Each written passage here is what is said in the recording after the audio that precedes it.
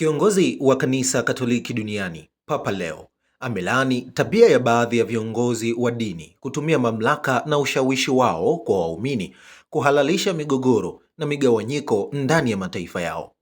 Leo, ambaye ni Papa wa kwanza kutoka nchini Marekani, ameyasema hayo kupitia ujumbe wa kurasa 4 uliotolewa kuelekea maadhimisho ya Siku ya Amani Duniani ya Kanisa Katoliki, yanayolenga kusisitiza umuhimu wa kulinda, kuimarisha na kudumisha amani katika jamii.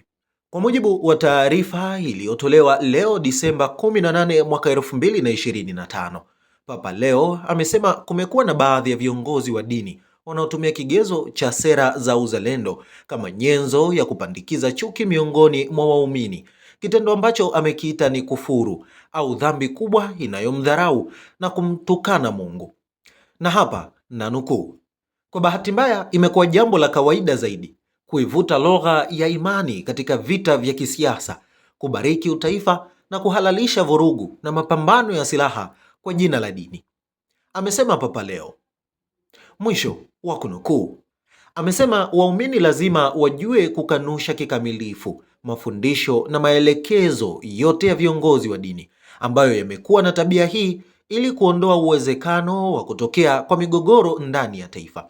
Kiongozi huyo pia ameonya matumizi ya akili bandia katika vita ambazo zinaendelea baina ya mataifa mbalimbali ulimwenguni ikiwemo Russia na Ukraine. Amesema matumizi hayo yanaongeza kiu kwa baadhi ya viongozi wa kisiasa na kijeshi kukwepa uwajibikaji, huku maamuzi kuhusu uhai na kifo yakizidi kukabidhiwa kwenye teknolojia hizo. Kwa mujibu wa Papa, hali inayoashiria usaliti usio wa kawaida na uharibifu wa kanuni za kisheria na kifalsafa za ubinadamu ambazo ndizo msingi na kulinda kila ustaarabu.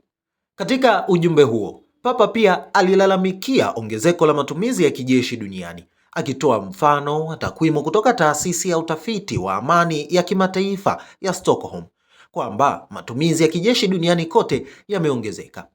Papa Leo aliyeteuliwa na makardinali kutoka mataifa mbalimbali Mei kumrithi marehemu Papa Francis amekuwa akizungumzia mara kadhaa changamoto na athari zinazotokana na matumizi ya akili unde, yaani AI.